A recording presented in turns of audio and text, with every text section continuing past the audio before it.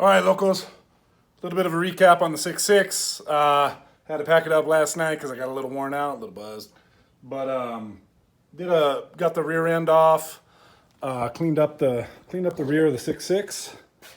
Looking pretty good. I am not gonna start stripping that and repainting it because I kind of like the fact that it's all original.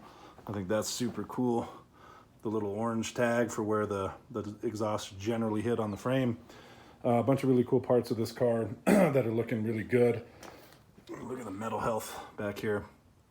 Yeah, and what you see peeling away is the body sealer. But apart from that, I mean, no rust up in here. Just super clean. This car, I really like this car. I've had it on Facebook and Marketplace and Cadillac Classifieds for a little while, and people keep hitting me up on it, but I can't come to terms with selling it. So, oh man, these rear ends are crazy. I want to say, I counted last night, there's approximately 27 to 30 pieces on these rear bumpers. And what was proven the most difficult was actually replacing the stupid taillight bulbs and the brake lights. I don't know how people did it without pulling this entire rear end off. I'm pretty sure Cadillac kind of designed it that way, because honestly, it was easy getting 2, 4, ow, there goes my kneecap, 6 on those, this bracket here and that bracket there. There's some through bolts. And then they have these really cool mounting tabs that are kind of like motor mounts, kind of like an engine mount. And you'll see it here. And it slides in the top of the castle light housing, right? Slides in there. And then that's what's hanging out here. So there's just one bolt at the top of that, and it kind of just swings out and lifts off of that. That's the same block I just showed you. Really intricate, but well planned for the time. You know, granted, this rear bumper assembly probably weighs 60 to 80 pounds on its own. That thing right there.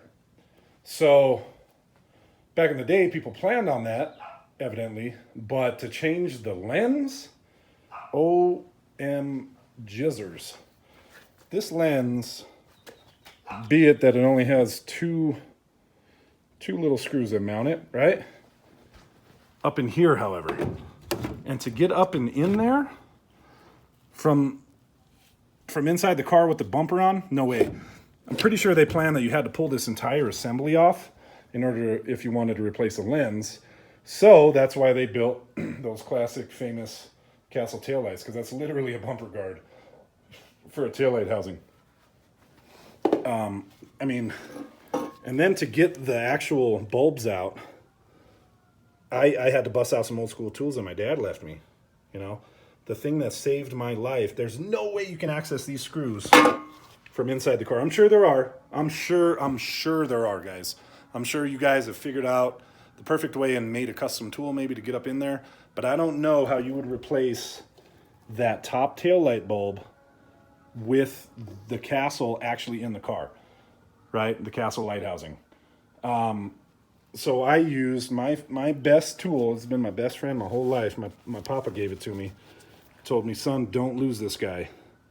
This is a lifesaver, okay? It's a 1/4-inch drive. And you can see how it says in there, out there. So whichever one's on top is the way it's going to go. And that mixed with a combination of this driver and the screwdriver, I was able to sneak in to get those 2 screws out.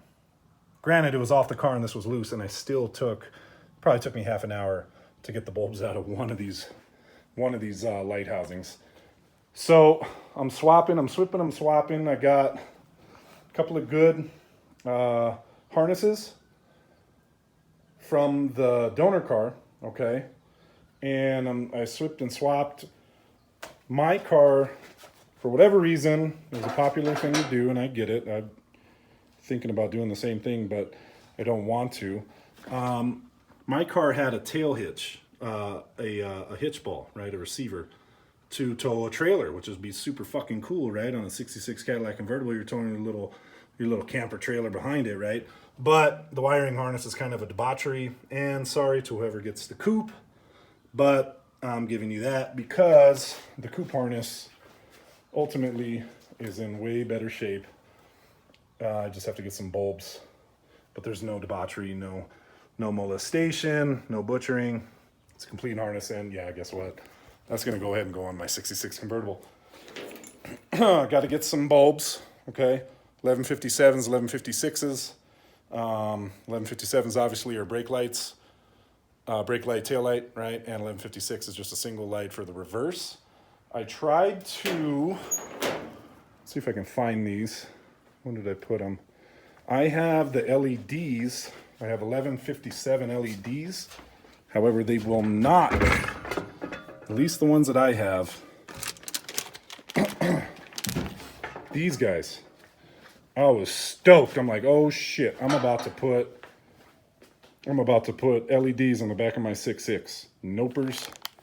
The sleeve here is not deep enough to reach the bottom of the socket on the light socket. Yes, I'm sure there are bulbs out there that will do it. The ones I have do not work, and I don't want to wait 2 weeks for shipping and leave this project in the middle of my garage. So no LEDs. I'm going old school. We're going to go to 12 volt, 12 volt, you know, basic lights with a filament. That look fine, but I'm hoping I'm going to wake up my system a little bit. I'm going to get a reverse light. I'm going to get blinkers maybe. We'll see. If not, oh well, at least I know it was done and it was done right. Yes, on the 6.6, that bad boy back there, I'm going to put new lights in it. For whoever gets it, hopefully, you know, improve it a little bit. I'm not going to put a lot of time into the wiring and all that stuff. I don't have the patience for that. And I'm going to flip the car anyways. So, sorry, love you, whoever gets that car. You'll have functioning lights and have to deal with that wiring. But, yeah, this was a mish. And I knew it was going to be because this center section, right, if you look at the back of this baby, let's flip it over a little bit. Careful, careful, careful, careful. Extra careful. So we have filler plate, 4 screws each. So that's 8 screws. License plate frame with surround.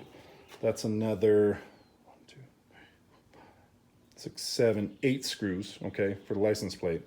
We have bracket, okay. So what did I say? 8, 4, 8, 24.